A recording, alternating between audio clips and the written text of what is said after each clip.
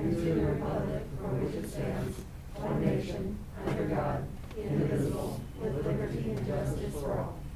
Could we have a roll call, please? Mr. Turner? Here. Mr. Driscoll? Here. Mrs. Marburger? Here. Mr. Bryan? Here. Dr. Freeze? Here. Dr. Weiser? Here. Ms. Van Huss? Here. All right. Well, this is the part where we open it up for comments. I just want to go over a few ground rules. For anybody that wants to comment tonight. First, we can disagree, but we're not disagreeable. Second, we usually have about 20 minutes to a topic, 5 minutes a person. We can be a little flexible on that depending on how things are going. But try to be concise. I know that there's a lot of nervous people out there. And this isn't easy, but it isn't easy on anybody.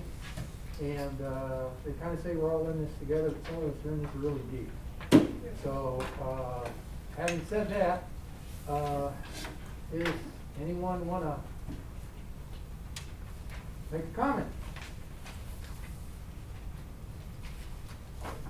Got anybody on the hangout that wants to voice an opinion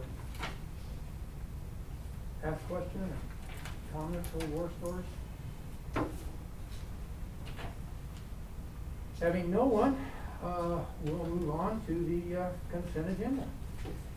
Or our communications. So for our communications, we have a journalism class that is getting tons of recognition and awards across the state in different categories. I have a 6-page document with different individuals in it and different awards that have been received by that organization. Anything to add on that, Matt? We are very lucky to have a very talented journalism staff and advisor and Mr. Steve Steele. We do well every year, and this year is no different. Even with COVID and that kind of thing, we still were able to do things. So, thank you. Congratulations to them. The next area is we received another donation for COVID from a local bank. The name of that bank, Anita? Midland? Midland. And we received $3,000. Yeah. So it's to offset our COVID expenses. So we're excited about that. Matt, was there a third item listed on? Yes, congratulations to Alice Newland on her retirement. Yep. 33 years as a bookkeeper. 33 years, so congratulations to Alice. Thank you. That's all I got. I have one. I wanted to make a comment on how nice the band looked in the 4th of July parade in their shorts and their t-shirts and marched just in perfect order with Chris Ben. I heard a lot of good favorable comments that the band was there. You know, I think that's good. I guess they practiced and everything. I heard people saying they were practiced. So, yeah. Thank you. All righty, if there's nothing else, we can move on to the consent agenda. First thing, minutes. June 15th, please.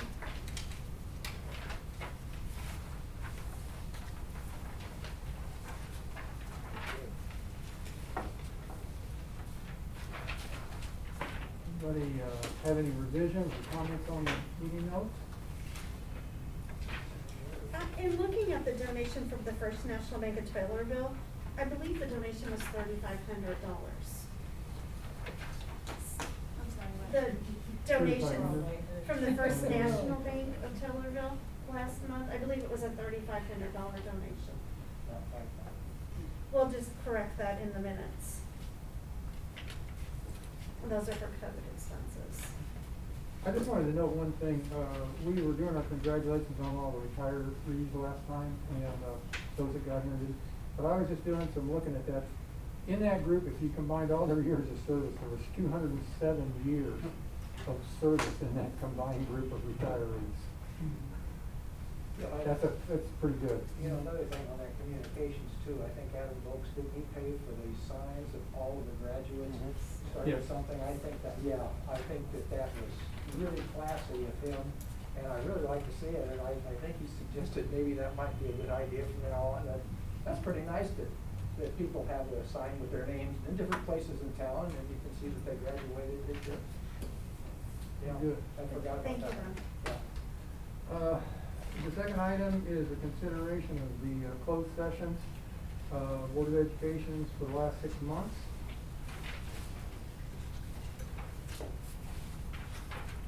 And the recommendations to keep the January 13th closed, February 10th open, March 9th open.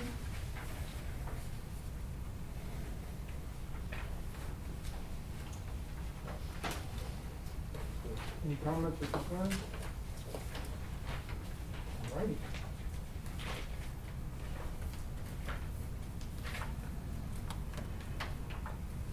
Claims. Wendy, do you want to review? Claims are up a little bit this month, but only because it's July, so we have a lot of our once-a-year payments coming out, but insurances and things of that sort.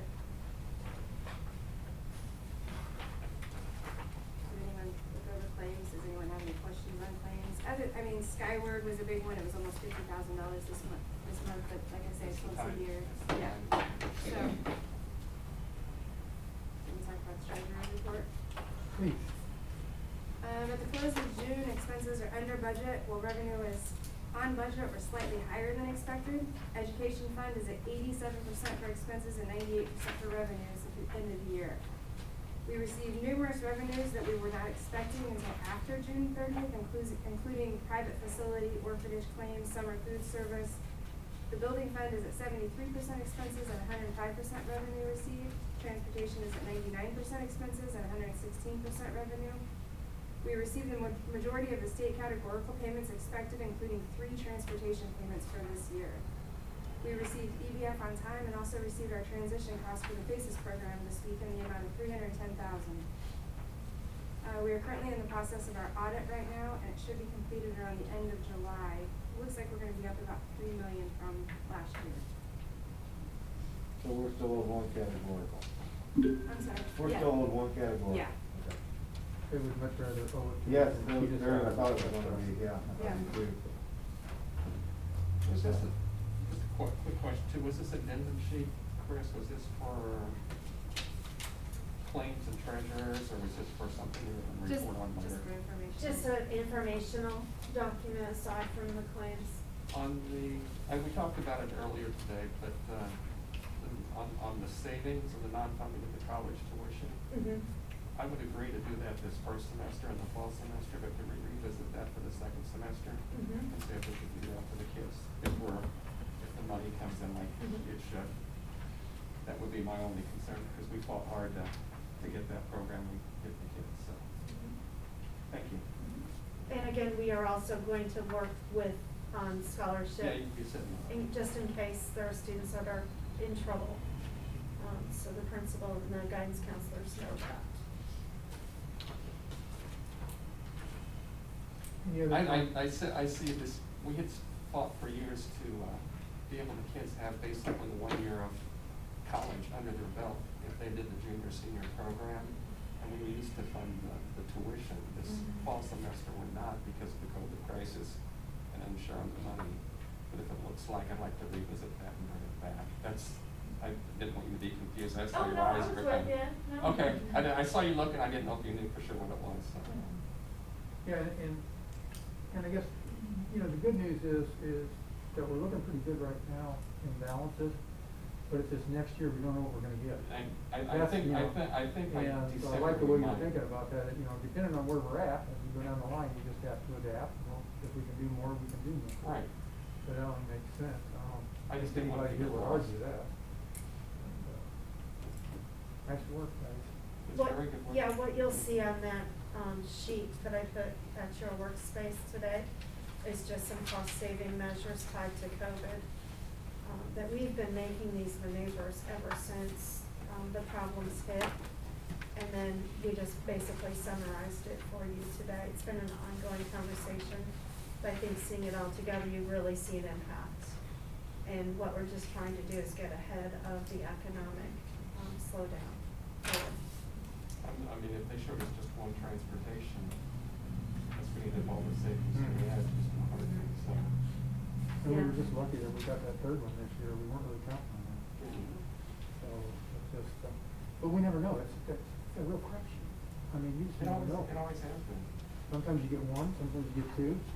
And once in a while you get three, and you go like, wait a minute. but they owe you 4. Cash it quick before they change their mind.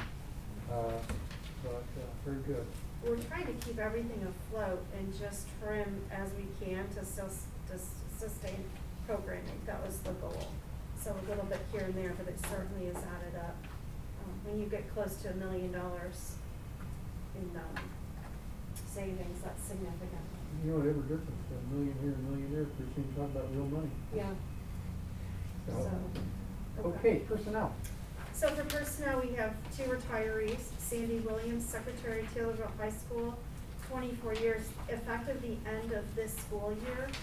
And Alice Newland, District Bookkeeper, 33 years, effective August 28th, 2020.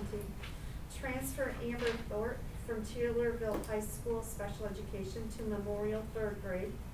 Recommendation to employ Kevin Kingsman and Tad McCullough, Taylorville High School Assistant Girls Basketball Coaches. It will be split between the 2 at 1 year experience on the pay schedule. Doug Bowser, Taylorville High School Varsity Assistants Basketball Coaching position, step 5 for coaching, which is 13%. Doug has coached varsity boys basketball at Edinburgh High School over 4 years, and Robert Morris College head women's coach for 4 years. Hayden Eldridge, Taylorville High School head girls basketball coach, step 1. Hayden teaches at Taylorville High School and has served as the assistant coach under Keller. Could I ask a question, because I don't know the girls' basketball coach, the assistant, what kind of experience does she have? Has she played ball in college or anything, or coached before? Think about hate. Hayden's a math teacher. Pardon? Hayden is a math teacher at Taylorville High School.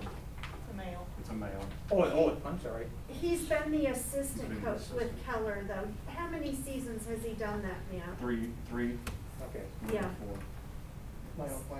My only concern is hopefully it's a pretty good basketball coach, because we could have in a couple of years one heck of a girls basketball team. We feel like we found Okay. good candidates with good experience Okay. for that program. Okay. Go back. That answers my question. Mhm. I just wanted to. Any other questions, comments, or concerns? That is the end of the consent agenda. It is now time, if someone would be so inclined to make a motion, Mr. Driscoll. I'll move to approve the consent agenda. Second. Brian, second. See if we can have a roll call, please. Mr. Bryan? Yes. Dr. Freeze? Yes. Ms. Driscoll? Yes. Ms. Van Huss? Yes. Dr. Miser? Yes. Mrs. Marburger? Yes. Mr. Turner? Yes.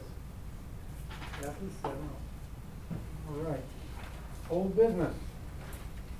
The first piece of old business is the fast track grant update, and this is not good news, but the state shut down the process for accepting the grants before their deadline, and ours did not get accepted. So it is not out there waiting to be funded. It is put together as a proposal, and we've heard a rumor that they're going to reopen another funding cycle. If that's the case, we'll get in. But it's very disappointing when they change the rules mid-game. So that's a note we would have from Amoresco talking about the fast track grant. And that was how we were gonna get some maintenance money, so that's frustrating. The next thing would be the Memorial School project. And this is just an informational item for you.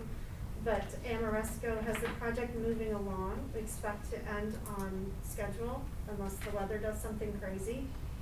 So far, there is installation of material underway and roll out of the drainage mat, curbing, and then topping the play surface. So Steve's pleased with how that's progressing. Online registration is open as of July 6th. And we have 482 completed registrants. We have 132 that are pending. What happens when they're pending is the secretary needs to go in and do an accept.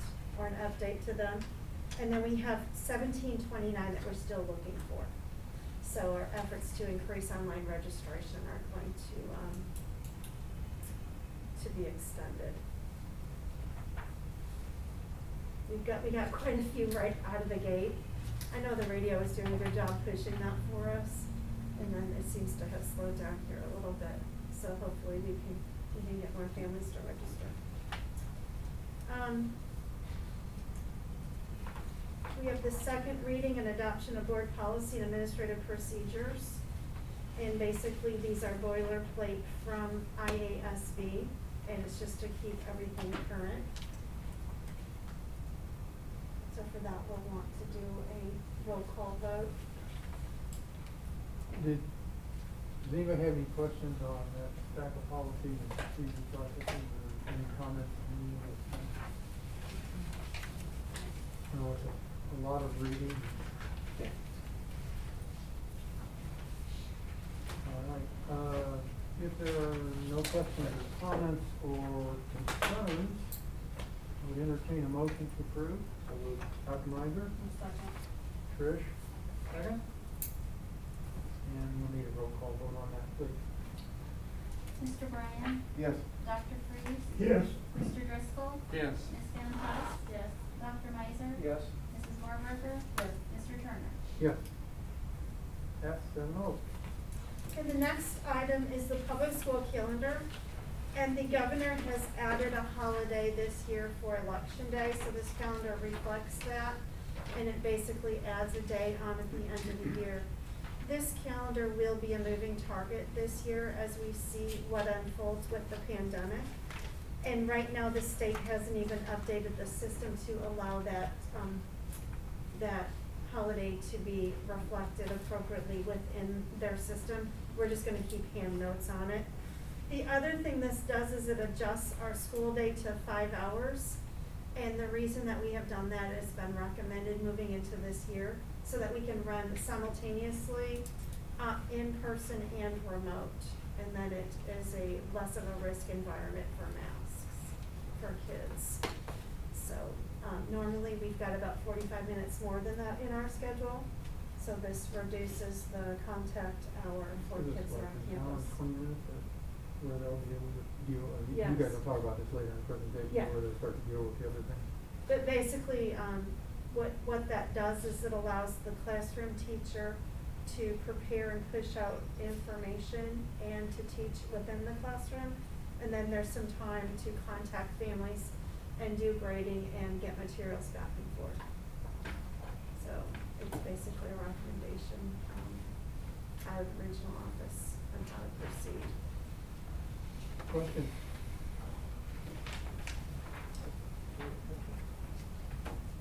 Well, if there are no questions or concerns, I'll entertain the motion to approve the calendar. I'll make a motion to approve. All right, Chris? Sarah, did you say? Yeah. Sarah, second? Roll call, please. Mr. Bryan? Yes. Dr. Freeze? Yes. Mr. Driscoll? Yes. Ms. Van Huss? Yes. Dr. Meiser? Yes. Mrs. Marburger? Yes. Mr. Turner? Yes. That's a no. New business. So the first order of business under new is the press policy, and there's one more go-around of them, and it's out of this year's legislation, and their 5-year review. What press does is they roll their policies and continually update them. And as you can recall, when we do policy, we also do administrative procedures hand in hand. So, I know. We're gonna have one more next month too to approve this. And then hopefully the legal system calms down just a little bit. No, you can only vote.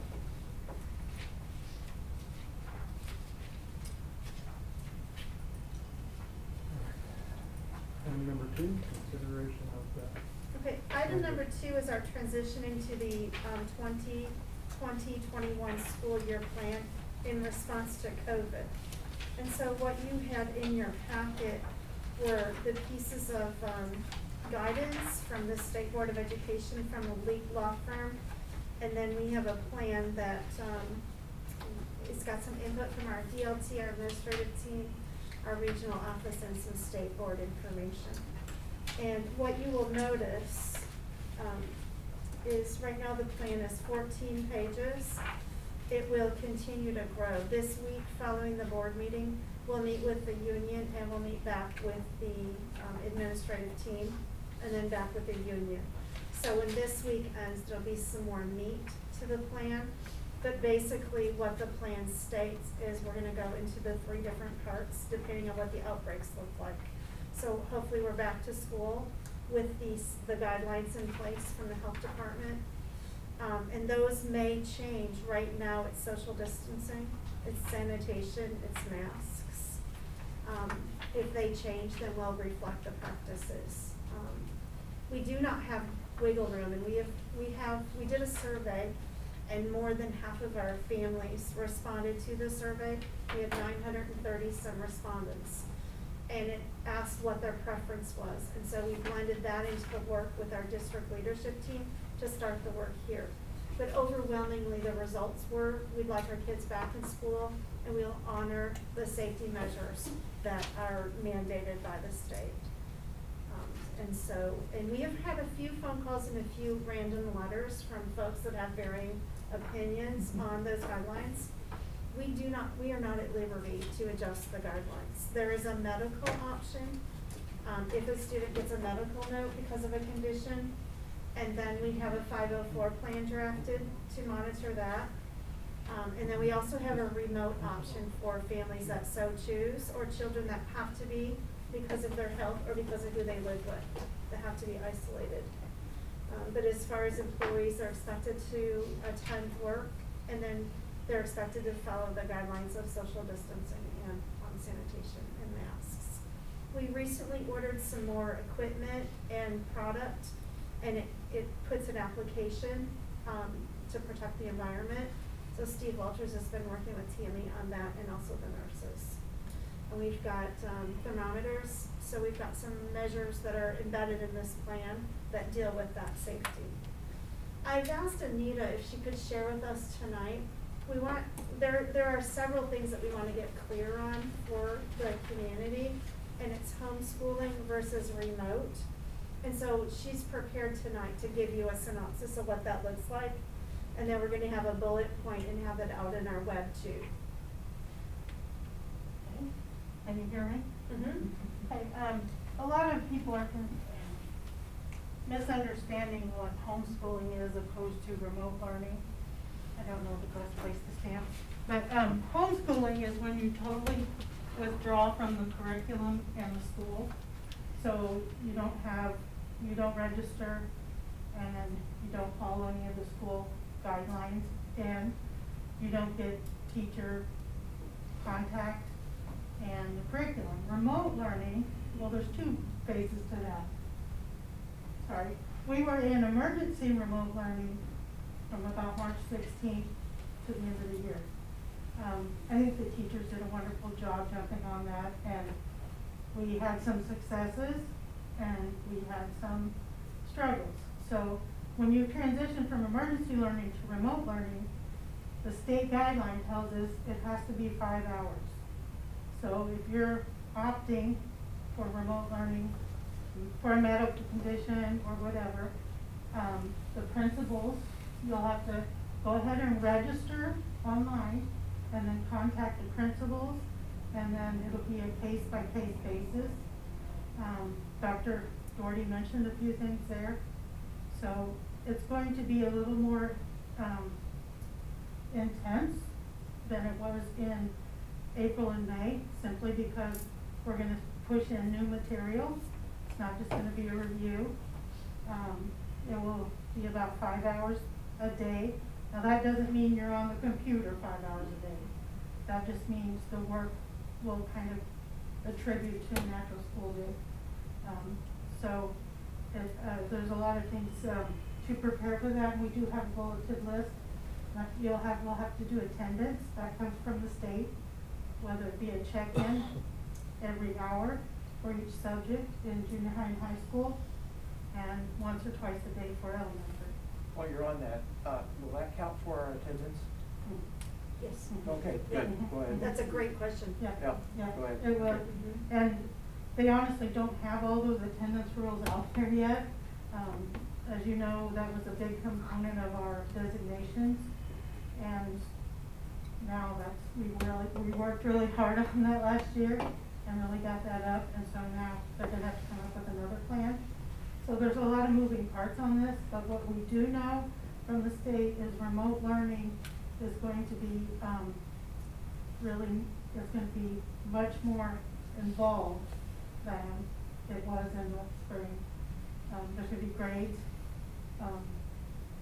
your eligibility will be determined by the rules as if you were on campus. Matt, you can help me out with some of that stuff, but they have to maintain a C or above for some sports and things like that. You're If we gonna have have to pass sports. your five classes, Yeah. Per week to be eligible, but that's still in play. Yeah. We don't know exactly how that looks now, to be completely honest, Mhm. we're in the planning phase of all that right now, so. Yeah, there's a lot of, like I said, there's a lot of moving parts, but what we do know, the difference between the emergency remote learning and remote learning for 2021 is a significant difference. And the homeschool, the school is totally not, you're just withdrawing from the school altogether. So if we put out packets, then homeschool students it wouldn't be available to get those packets. So that's the major difference. Because that term gets confused a lot. Homeschooling of kids versus remote learning. And homeschool wouldn't have any availability to any extracurriculars either, since they're literally not part of the school That's system correct. anymore. That's correct. Remote learners. Remote are still in the school That system, is correct. home learners are out of the system. That is correct. I think that's one of the things we need to stress. And I think there's a link on our website if you choose to homeschool, what you need to do for that. So if people wanna not register, not do remote learning, then there's a link to that where you just, and to let the principal know too, so. And the regional office is the controller of that. That's who you have to work with to get your plan approved and all that stuff. We approved that thing with Lincoln Land, is that still on? Yes. 25 senior students that could, Yeah, for the that's still on? college now. College now, yes. Yeah. College, yeah, Yeah. okay. I went out and talked to them, it's been a while. Is it like $150 per course, so if they took 4 courses, it was like $600? Was the school gonna pay some of that, and parents gonna pay some of it, or how did that get worked out? Years past, there has been a number attached to that, it's been the last number, and it might not be the most open, it's $390 Okay. per, so, but with, roughly 80 students first semester, 80 students second semester, you can see where that can add up Okay. significantly, so that's one of the cost saving measures. That was one of the things, okay, so if somebody asks, that's, okay. I've had that question thrown at me. Yeah. And I And, just wanted well, again, if we have significant need that a student, shows, we'll figure out a way Figure, to okay. help them with a scholarship. We don't want it to stop in their way of being able to complete. Okay. And the teachers, this week, we're gonna work out the plan on how they can, they're gonna have another uphill climb probably, to have instruction, on-campus instruction, which we really hope for, so those relationships can be built prior to anything else happening. So, and then they're gonna also have to do double duty with that remote instruction. So we're gonna talk about giving them a little time to get those 2 things accomplished well. So it's sort of a double duty to teachers, administrators, but we wanna do what's best for kids in the end, so that's the plan we've come up with. So each of our schools, after we work this week with the union administrative team, each of our schools will work out the details of schedule changes and expectations. And I know, for instance, at North School with our littlest learners, they're really gonna focus on reading and math and social emotional learning. So they're gonna embed like science and social studies into their reading work, and they're going to focus predominantly on that to make sure that the skill instruction's there for our littlest learners. So it just depends on the school and the schedule and what the focus is going to be. Obviously, with the departmentalized junior high and high school, that looks different. But for our littlest learners, that's going to be their primary focus.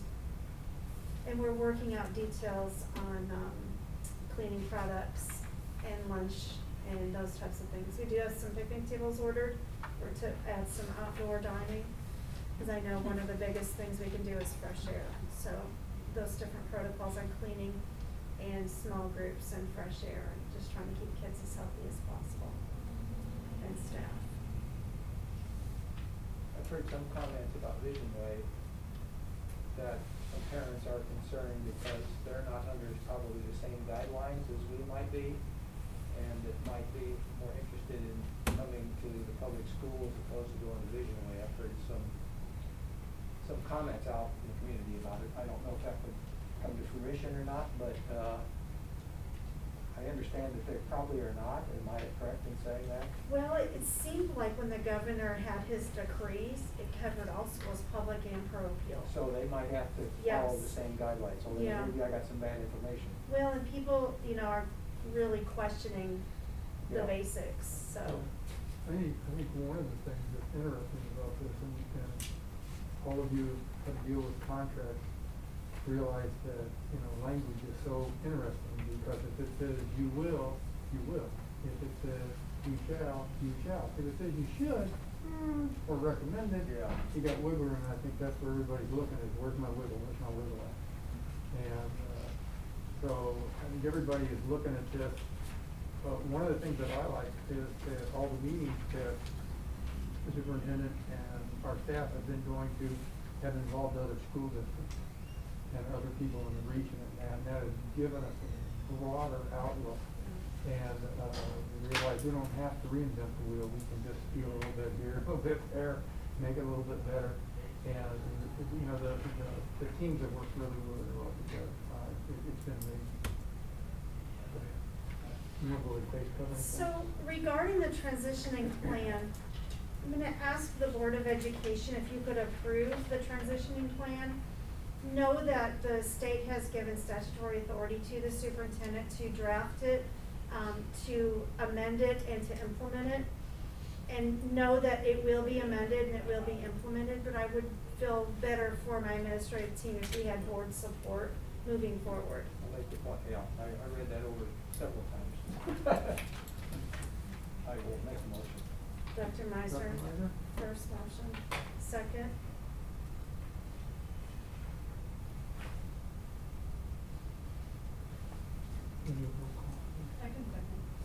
Tricia, second. Oh, Sorry, I didn't hear And then you. roll call.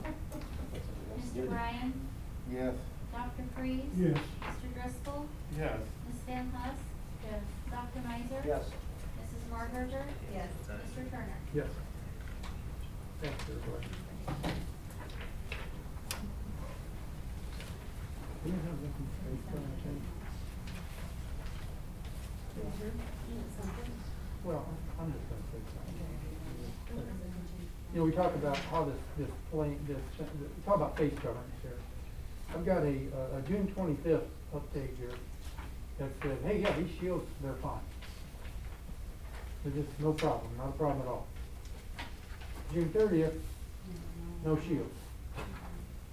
You're supposed to do videos unless there's some other thing that you can or cannot do. So that's just how fluid this has become, is that within that, 5-day period, but I guess this is the last one, I guess, the June 30th. This is, one. yes, So on the if face you'd like to coverings. comment on that, or the team? Just, We don't have that. okay. It's just constantly changing. But I knew that. Constantly changing. The most recent change that came out with the IHSA ruling, and they're they went to the 50, they moved into phase 4 with the governor's orders.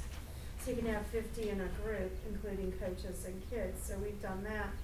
And then the face mask piece was the most recent and no contact. So as we look at some of those moves aligning with the public health department, we don't see where there'll be competition this fall. We just don't see it whatsoever. So I know Steve Walter's not able to join us this evening. He's starting his cross-country training. So they're gonna meet and they're gonna have their masks on and they're gonna go out to the lake to do their run. And after they split, they're gonna take their masks off and do it. You can have them off outdoors.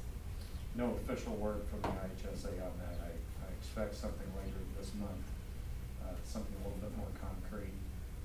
But speaking of on Thursday, they came out with the 50, everybody, all participants, coaches had to wear a face mask no matter where you were. And then that changed in 2 hours. That changed to say just, if you're outside and you're social distancing, you don't have to wear your mask. So it's fluid. The whole thing is always changing, so. And then, the other item is related to the homeschooling, frequently asked questions from ISB. But what you'll see there is when parents want to re-enter those kids into school, we will work with parents and we'll figure out where the kids are with a district assessment and then properly place them. So that's an important piece that parents need to know. And we're more than willing to work with families who make that decision, realize they're in over their heads because we are the education experts and we can make adjustments with them.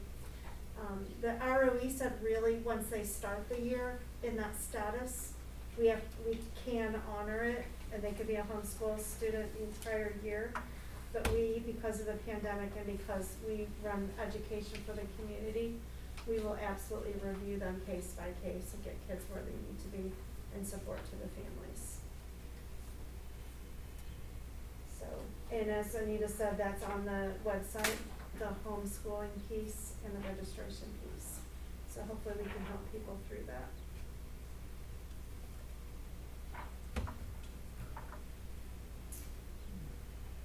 And then to the paper bid.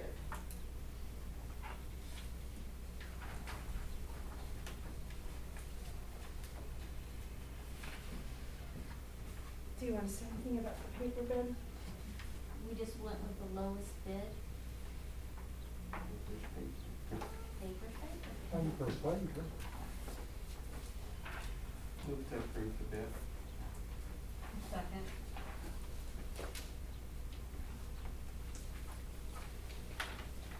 And then a roll call.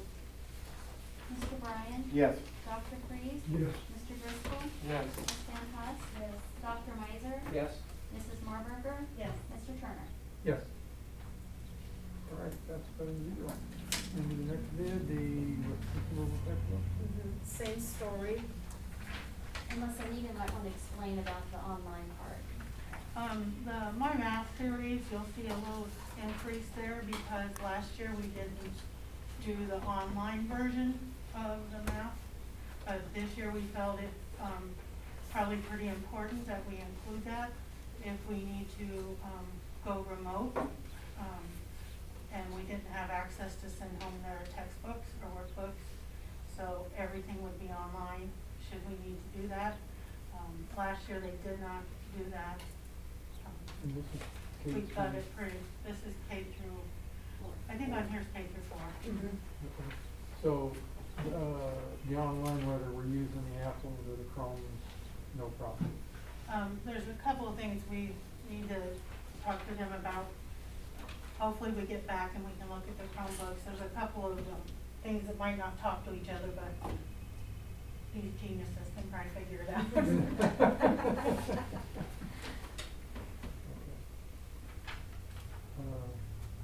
Any questions? Well, the other items in there are the consumables. So it's the online and the consumable components that align with the textbooks for primary schools. I'll make a motion to approve. Second. Roll call, please. Mr. Bryan? Yes. Dr. Freeze? Yes. Mr. Driscoll? Yes. Ms. Van Huss? Yes. Dr. Miser? Yes. Mrs. Marburger? Yes. Mr. Turner? Yes. Pass, thank you. General supplies next? Yes. Okay.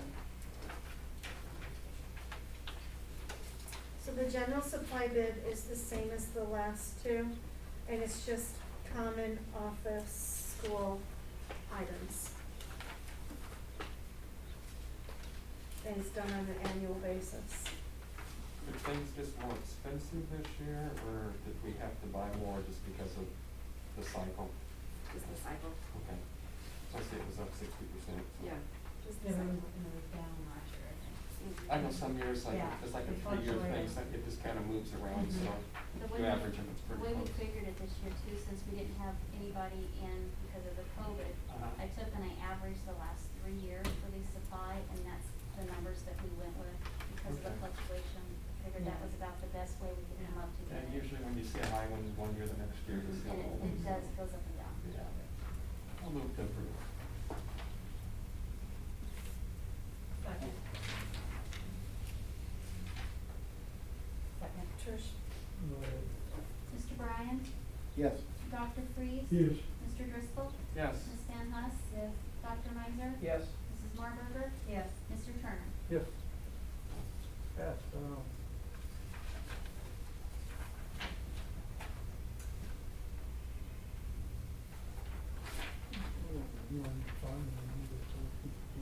The next one is the resolution for allowance of inter-fund transfers, and the governor has extended this one more year.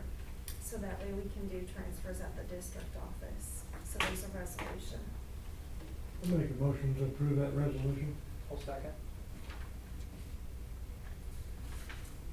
Mr. Bryan? Yes. Dr. Freeze? Yes. Mr. Driscoll? Yes. Ms. Van Huss? Yes. Dr. Miser? Yes. Mrs. Marburger? Yes. Mr. Turner? Yes. Passes 7-0. And the next item is the two labor contracts that we have. So it would be the ESPs, and it would be the teachers. And this memorandum of understanding changes the payroll cycle. This was articulated by the business office with, members of both unions throughout this last school year. And we came to an agreement of payday to be every other Friday. So both organizations, have agreed to that. And, This gets us out of that end of the year, worried about one check too many, one check too less, are we Yeah. gonna do it on the holidays and all of this, trying to get Yeah. that out of the way. it's very It much, aligns with most businesses. What every business Yeah. does, yeah. Yep. so. and it It makes more clarifies, sense. plus it structures it here in this office, so, Yep. you know, there's some function of payroll being done most days of the week, and it's in a routine, Mhm. fashion. Makes sense. I can vote on it. Okay. Do you wanna do these separately or together? Do them separate, him and I can vote differently. Like I did. That's fair, but let's do them separate then. Mhm. That makes sense. Yeah, so Makes we'll do a motion to approve. Want to move the ESPs first? Yep. Yeah. I'll move to approve the ESP update. I'll second. And we need a roll call. Mr. Bryan? Yes. Dr. Freeze? Yes. Mr. Driscoll? Yes. Ms. Van Huss? Yes. Dr. Miser? Yes. Mrs. Marburger? Abstain. Mr. Turner? Yes.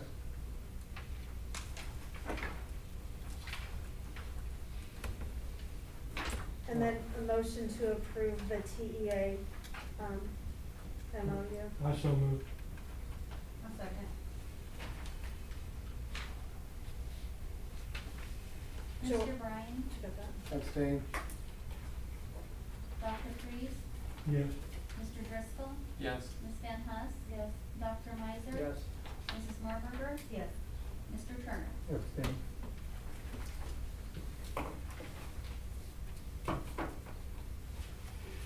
Thank you. Thank you, everybody. The other thing that we did, in conjunction with this payroll change is we've triangulated it. So we have the HR clerk entering the data and communicating hours and cleaning that report. We have Wendy verifying that and submitting the payroll. And we have Tammy, our accounts payable clerk, paying liabilities tied. So with it going across 3 different individuals, we've got some checks and balances that are in place. It gives you some segregation of duties too, right? Yep. So control, an audit control function. And really, I want to be sure that we express our thanks to the union for sitting down with us and resolving this issue. It's going to make it a lot easier for everybody concerned, so, Yeah. thank you. The next is the transportation contract. And so at your table space today was a fresh version of the contract. What I sent with you was the existing contract with some markup. Essentially, we are in a year 2, heading into a year 2 of the contract. And it was set to be at an 8% increase.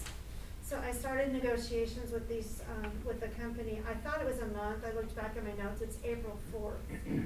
So it's taken quite a while to negotiate with them. But I asked, because of COVID and our financial concerns, if they would first of all make an adjustment. And this last year they did negotiate their contract down to 85% for us.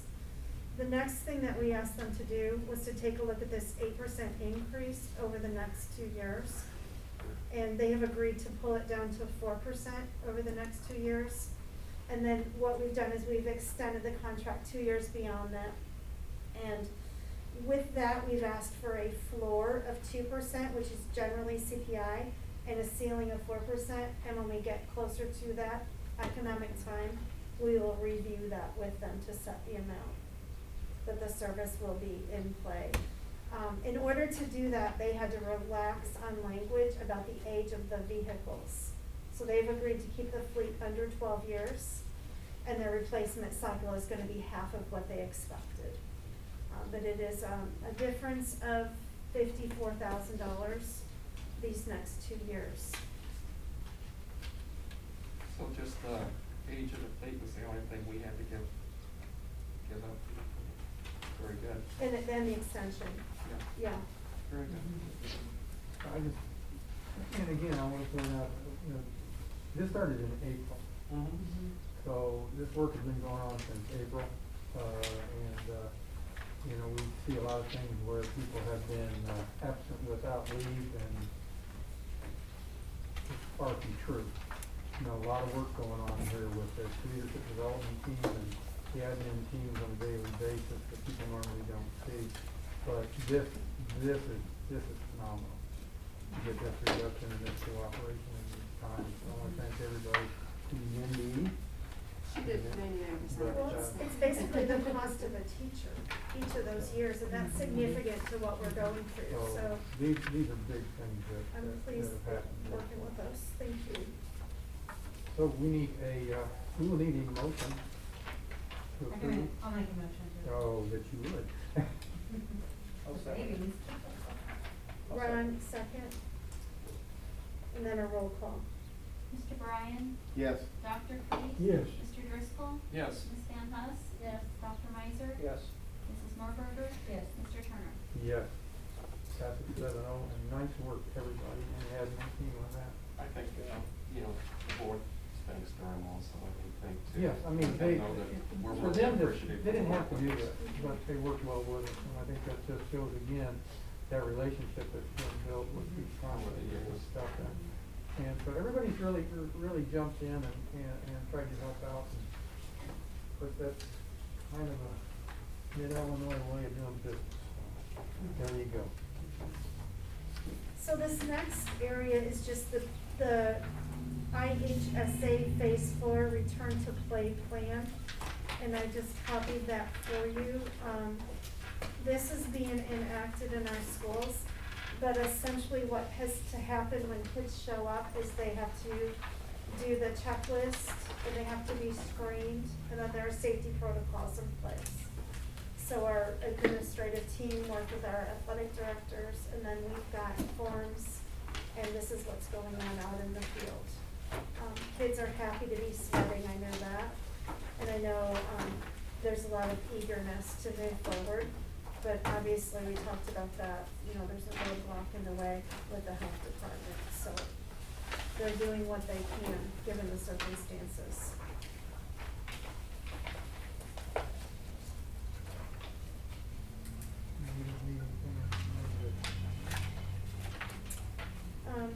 No, we do not need to go into exec. You ready for my report? I think so. Okay. Are we gonna go through this? I can. I didn't know if you guys were gonna go through this program. Everybody's looked at your two 50-page documents. Yeah. And we all know that this is just kind of like a floating target. It's a moving target. So, does anybody have any major concerns about anything in? I mean, there's some things in here that, you know, our people are gonna have to jump through some real hoops to do. I did have a question, because I didn't see it in our plan, and maybe I just missed it. It talked about lockers, Mm-hmm. and it suggested no lockers. Mm-hmm.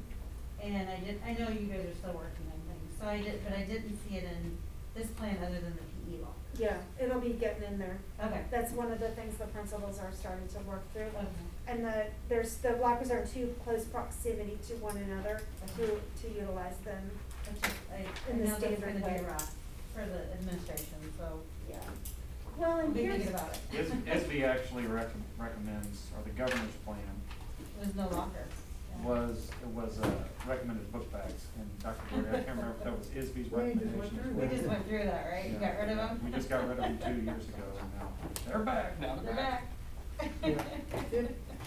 And this is a crazy question, I know you guys just don't get, I know that our lockers are way too close together, or for what we're doing. The PE lockers, is there any way that we can offset somehow and combine all, we just don't have enough room to offset and combine everybody, do we? And you can't share a locker, right? We won't be changing this year for PE, that's Yeah, one of the. we're not dressing for PE Yeah. at this Well, point. no, what I was wondering is if, since we're not gonna be dressing for PE and they're not gonna be doing that, was there a way that those PE lockers could be utilized I don't think they can to do even that. do more distancing or not, but there's just not enough of them, is there? No, sir, and I would worry about if we try to use them between classes, then it's more teachers that need to be in specific. Clogging Right. that space up. Too many hidden corners. Absolutely. Yeah, Okay. we're trying to limit number of kids in those I locker think rooms. the backpacks and no lockers would be perfect, and that Mhm. way, when this all passes, which it will, Yeah. can we try to do expenses to change things just to apply I for wouldn't either. 6 I months? would, no, I was just curious because I saw it in here, but I didn't see it in here yet. Yeah. So those are that's a good thing you bring up, because those are the exact things we're gonna start to detail out. That makes sense. Yeah. I'm not Mainly looking for any answers, procedures. and I just was curious. if Mhm. it was. Our principals have been, you know, considering. Doing a lot of work. Oh, yeah, and just considering how it looks. One of the other things that, we're working with the staff on is when kids arrive at school, they're gonna go immediately to their classrooms instead of to a holding area, just because of the numbers. So we're working with staff, with the union, with the schedule, just so that's just one piece of it. And, you know, the other thing that's so hard for everybody is we don't know, it's not only that we have kids that are susceptible in the district, but we're gonna have teachers.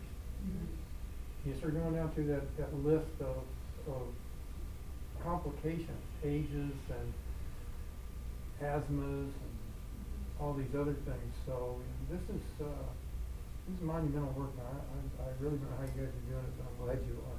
So with our staff, we are held to a standard to maintain a healthy environment.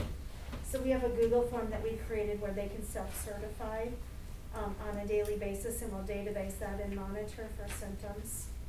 And then obviously sub people out if symptoms come up.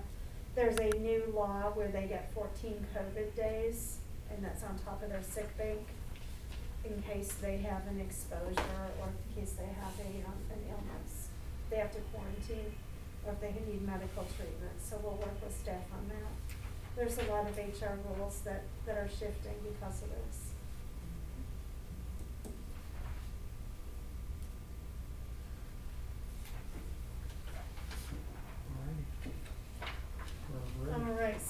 report,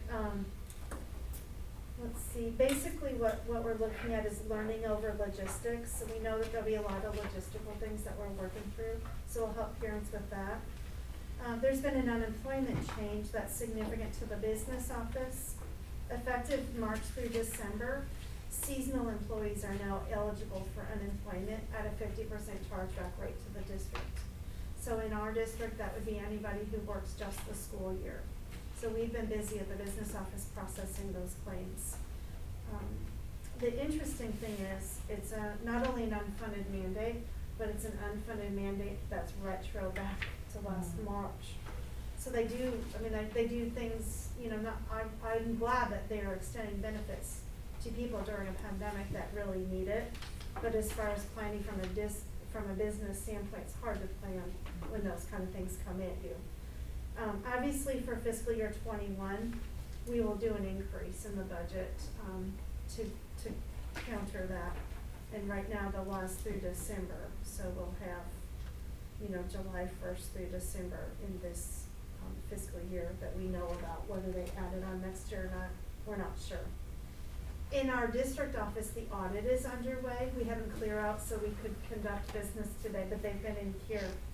They expect it to take 3 weeks, and a second audit will do the NPT books because we are the fiscal agent for NPT. And just so you all know, NPT's added a bookkeeper. Her name is Deanne Tarter, and she will be on site in Taylorville conducting the work. We're getting her trained right now, and she'll be working with the business manager. She'll also be working with Michael, our new special education leader in the district. So I'll introduce you in just a minute. Also, she and I met the director for the NPT and discussed some expectations on how to make business run smoother, and that is an expectation of the year. And then I will be the president of that organization this year. So we will have some say in agenda setting and some of the work. That being said, Michael Edwards is here. I'd like to introduce everyone to him. Hello. Thank you. Michael's background is special education, and he's got an administrative degree as well. He has a service mindset, and he has experience leading teachers. And also he understands the legal aspect of the special education process. He's been a successful teacher in an ED-BD setting. It gets no rougher than that.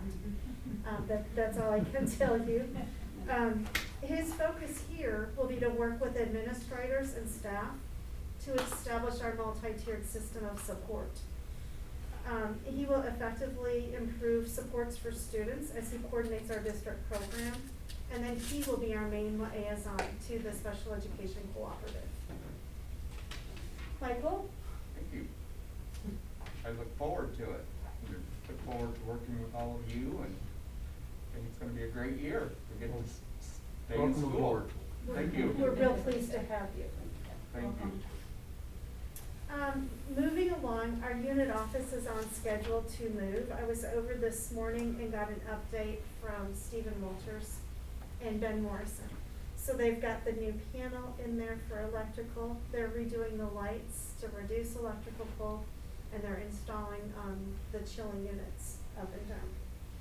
The wax is getting ready to be put on. The walls are painted, and what they're going to do is move over our essential pieces first here by August, perhaps even July.